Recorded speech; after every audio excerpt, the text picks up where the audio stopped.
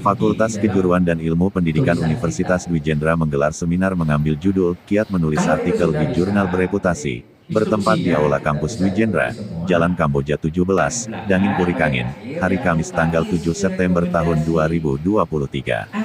Diikuti oleh dosen dan mahasiswa di lingkungan FKIP Universitas Dwi Jendra dengan dua narasumber yaitu Rektor Universitas Dwi Jendra Gede Sedana, Guru Besar dari Universitas Mahadewa Nengah Arnawa, serta moderator Dekan FKIP Universitas Dwi Jendra I Ketut Suaratnyana. Teman saya 750 halaman.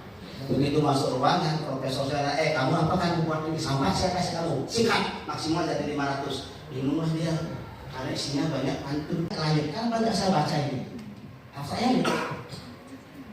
Oh ya, salah kita baca. Nah ini sekedar contoh tipsnya, karena judulnya kiat, saya pikir tips kan. Seperti menyambut baik yang dilakukan oleh FKIP bahwa pada hari ini diadakan seminar khususnya yang terkait dengan penyusunan artikel agar bisa dipublikasikan pada jurnal yang bereputasi.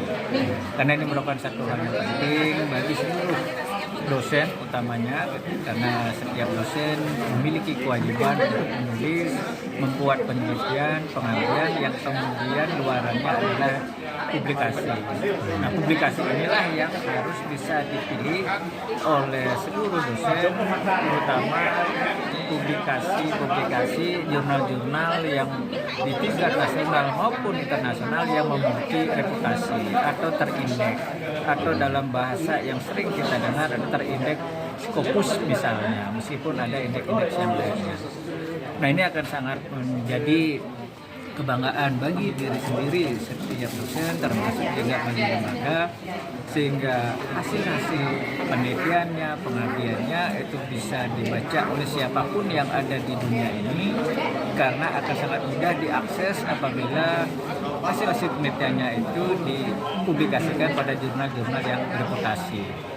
Yang kedua, hasil dari penelitian yang dipublikasikan itu akan juga menjadi bagian dari motivasi kepada seluruh dosen untuk semakin mengembangkan kualitas tulisan-tulisan atau artikel-artikel yang akan dipublikasikan di periode berikutnya. Nah, oleh karena itu pada hari ini sangat bagus sekali para dosen diberikan pengalaman-pengalaman bagaimana cara menulis artikel yang bagus, terutama di dalam memilih jurnal-jurnal yang memang benar-benar memiliki reputasi, baik itu dinilai oleh Kementerian Pendidikan dan Kebudayaan, Ristek dan Dikti, termasuk juga di level internasional.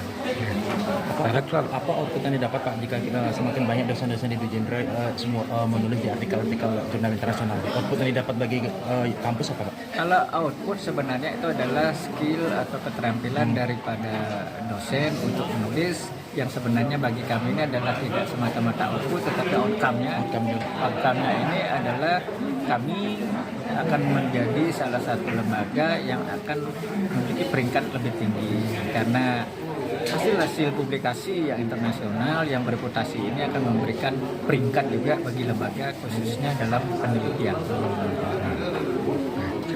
Sudah sepertinya. Untuk syarat khususnya seperti itu. Nah, seandainya apakah ada ketentuan jika Pak Suar terkait acara kiat menulis artikel, ini bisa dilakukan sedikit prosesnya dari judul apa dari mana? Baik ya. Nah, ini untuk seminar pada saat ini ya, kiat menulis artikel di jurnal bereputasi. Ini penting sekali bagi dosen, sehingga kiat-kiat ataupun strategi yang dimiliki oleh masing-masing dosen itu ataupun masing-masing dosen itu tuh memahami, karena apa yang kita lakukan bahwa dalam setiap jurnal itu mempunyai suatu skop dan kemudian template yang berbeda. Nah, sehingga itu yang perlu dipahami dulu begitu. Sehingga sebelum menulis itu sasarannya harus ditentukan, jurnal apa yang akan dicari. Nah, itu dicari di skopnya dan kemudian template-nya seperti apa, itu sangat penting sekali. Nah, antara jurnal yang satu kan sudah tentu berbeda dengan yang lain. Nah, pada kesempatan ini itu saya mengundang dua profesor, Prof. Harnawa dan Prof.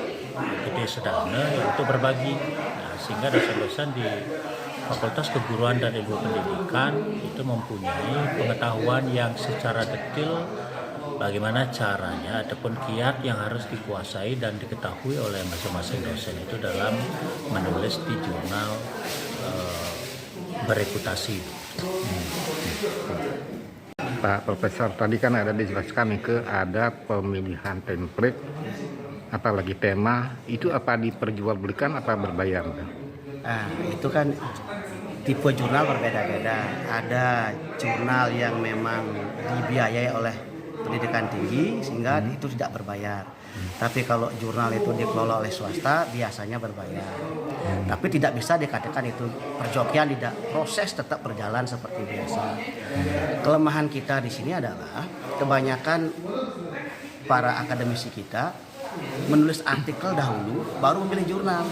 Mestinya jurnal dulu ditentukan baru menulis artikel sehingga kita bisa menyesuaikan template sesuai dengan jurnalnya. Kalau kita menulis artikel dulu baru menulis jurnal, bisa jadi apa yang kita tulis tidak sesuai dengan template-nya gitu.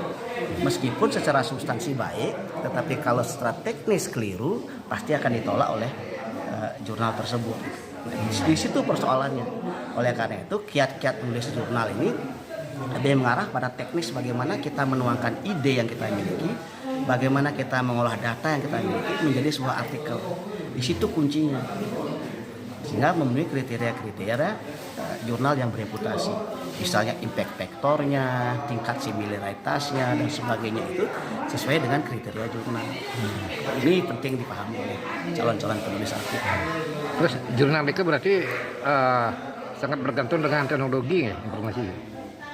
Kalau jurnal internasional itu memang sangat tergantung teknologi. Dia memang berbasis IT. Baik proses submit, proses review sampai dengan LOE-nya itu semua by system. Sehingga reviewer bisa melacak apa betul reviewnya substantif atau reviewnya hanya teknis gitu. Jadi semua data digital muncul di home base jurnal itu gampang dilacak gitu. Sehingga kita tidak bisa memanipulasi data review, tidak bisa dimanipulasi. Oke. Kamera, oke, 1, 2, 3, sekali lagi, 1, 2, 3, 2, 3. Lihat kamera, 1, 2, 3, sekali lagi, 1, 2, 3, 2, 3, sekali lagi, 1, 2, 3. 1, 2, 3. Oke, gaya bebas mungkin. Iya kan. Oke, 1, 2, 3 lagi sekali. 1, 2, 3. Ya.